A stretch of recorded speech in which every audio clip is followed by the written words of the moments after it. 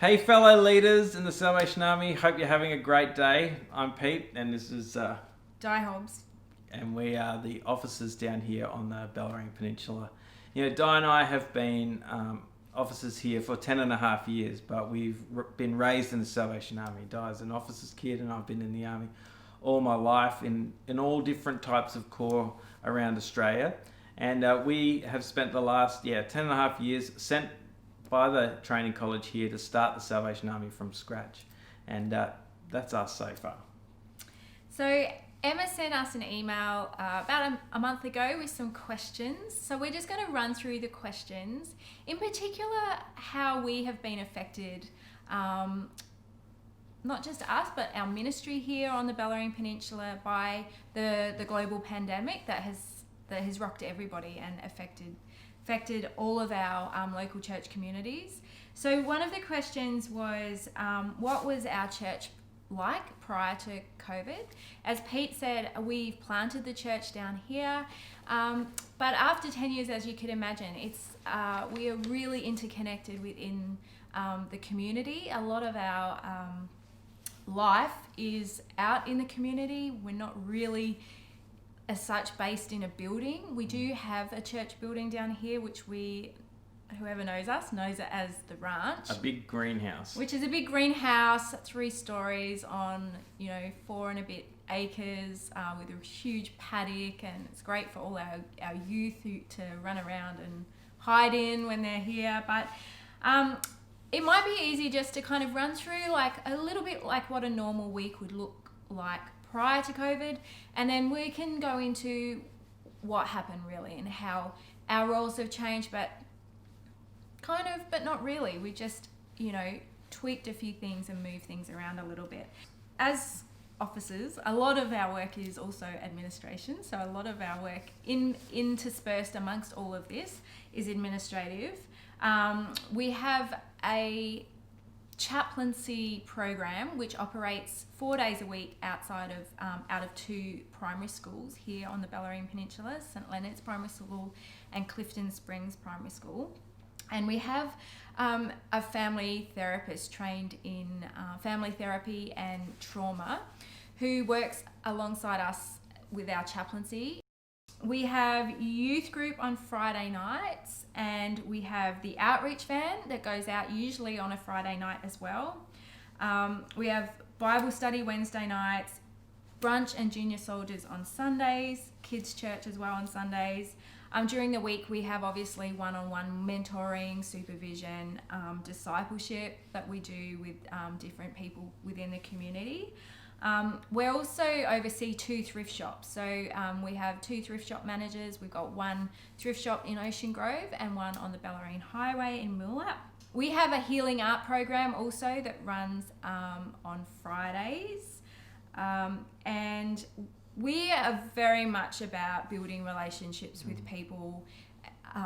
One of our fundamental lines is growing faith wherever life happens. So right from the very beginning, we were about getting out in community, seeing and finding out and feeling our way through community and going, where is God working and how do we partner with him? The strategy behind our Strengthening Families network is that along with our school chaplains, family therapists, thrift shop managers, youth and children's leaders, healing art coordinator and outreach teams, we all work interconnectedly to wrap around and support individuals and families, journeying with them long term.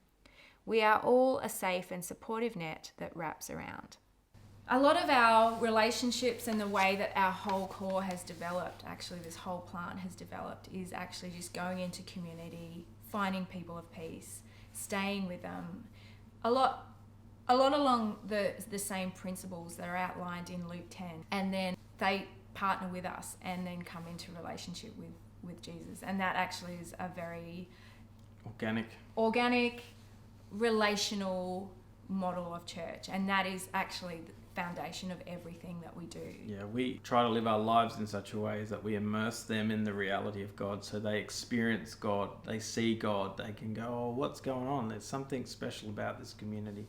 And it draws them in. It's like a heart connection, and it's that heart connection that becomes the catalyst for the movement. So, it's not about a transactional connection just by getting them to an event. It's actually about a genuine heart connection to God and to each other. Programs are great, but if you don't have those genuine, heartfelt connections, something like COVID will shatter those things, those connections, because there's not that link to the person or to the family. Whereas, as you know, when COVID hit, and this is what we'll go into, although it looked like there were so many things that were happening, everything was getting shut down, actually we just kicked into another gear, actually. And it was from there that our outreach van just stepped up every day, really. So yeah, every day we were out visiting vulnerable elderly people. Through the chaplain's roles, we were visiting the vulnerable children connected to the school, and anyone else that got flagged to us through any of our services, we would go visit them and just keep that heart connection going. Yeah, and it was that heart connection that's made a massive difference. So with our chaplaincy that are within the two schools, although the schools started shutting down, obviously, our chaplain just came on the outreach van, who already works on the outreach van and volunteers on the outreach van anyway. We actually worked probably more so in the schools than ever before, even because we were at the schools and then we were listing, okay, here are all the vulnerable families that we'd already been working with, and we just went round in the van. But not only them, but all of our whole community. We just went door to door. And one of our Chief Salvos, Tim, actually saw what we were doing and actually turned his business, a microbrewery, into a hand sanitizing production line, and actually gave us all free hand sanitizer, which we used every day. It literally saved our lives. And so that's just another example of a heart connection to a person that we've stayed with for many years, and they have connected into the mission of God and used their skills and creativity to help others. Just that reality of God at work right there showed our Bellarine community just how good God is. And I think out of the whole of COVID, one thing that people have always said is what you guys did was amazing, absolutely outstanding. You stepped up, you went, because people connected with the heart and they saw that we genuinely cared and they wanted to be part of it. So Tim wasn't just one of our core leaders as well. He's also the Red Shield Appeal chairman for the Greater Geelong area, and as Pete said, a business owner in the Greater Geelong area too. And he was one of the first that stepped up into that space in the distribution of hand sanitizer, which was so great. And then to just give back to the Salvation Army in that way and local community. Supplied the Salvation Army nationally too. Yeah, is amazing. But I think that's the innovative way. Like, one of the things, it was actually General John Gowans who would always say that about the Salvation Army. You're called to be adaptive and flexible, and adaptation and flexibility have been the two key words that have resonated right through this COVID. And ultimately, he stole it from Catherine Booth. So yes, that's Catherine correct. Booth. So we're just embracing the founder's mission, really, and just taking the kingdom reality into community and staying with the people that genuinely want to connect. So, like, moving forward now, basically all we're doing is staying with those people that throughout COVID have just stood up and just shone, and just staying with them and empowering them. All our leaders, we have a meeting on Thursday. This week, Thursday, yeah, actually. Where they're all sharing what their heart is for the future, or what they see their role is in the mission here on the Bellarine. And our role as the leaders is to then go, how can we empower them to do that? The whole COVID thing has really just pruned back some of the programs where we were getting lots of people, and now we just get to invest heavily into those people who have stepped up and gone, yeah, I want to lead. So it's a gift to us, really, isn't it? Through this, actually, so many people have stepped up and gone above and beyond. They were already leaders, but they have just gone, suddenly just stood up and gone, I'm claiming this. I'm coming out on the outreach van every day. I'm coming to visit families. I'm going to deliver, food packages. I'm going to, and it's just, our community, our Salvo community, our church community has actually grown and strengthened through this experience. But not only that, our networks have expanded. Like, crazily. Like, we have had people just, I mean, as I said, we're already online a lot. So a lot of our relationships are online through networking and things like that. And we have people that have just, we haven't even known, that have just gone, I see what you're doing. I want to be a part of it. I want to be part of your community. And I can see what you're doing is making a difference. So if there's anything that we could probably leave with you today into your future is, you know, I met with quite a few leaders, and one of the things that I've asked them is, what is it that makes a difference? What is it that makes a good leader? And at the end of the day, it's the resounding, you have to have good relationships with people. Yeah. Relationships with people is what builds your mission and your ministry, and Jesus is at the heart of that. And people see it. They want it. They see God in you. They see God in your community. And especially, you know, in these days of uncertainty where people are asking those really big questions, what, where, when, all those really big questions, they're going to look to us and they're going to see that we're still standing, we're still fighting, we're still in community, we're still in relationship, and we're still strong in our faith with God, and people want to be a part of that. Just pre-COVID, we had a good friend, and he's down in Fairhaven, and I've just been building a relationship with him for a few years through chaplaincy and a few different other avenues.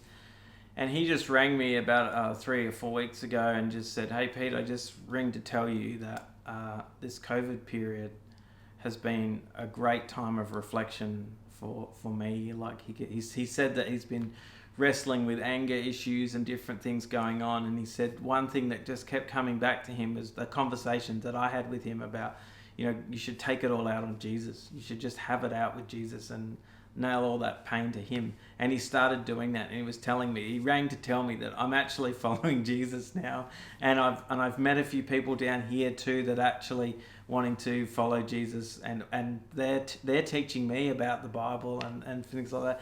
So that's just one story of hundreds of stories of different people's lives and how they're changing. Even the radio personality that we have, the monthly spot, has just moved around the corner, and we just connected with her today as well, and said, you know, like just weird, beautiful connections where everywhere we go, we're sowing Jesus and just building relationships with those people. And Jesus is being seen through the transformed lives of us and the people around us. And that's ultimately how a movement spreads, through transformed lives. We could be clever with videos and programs, but ultimately it's the genuine reality of the gospel seen through us, and the weird signs and wonders that God does around us that can't be explained. God is at work, and his Spirit is moving in the hearts of people who are looking for him. Yeah. And we could go on, and I know this is supposed to be 5 minutes.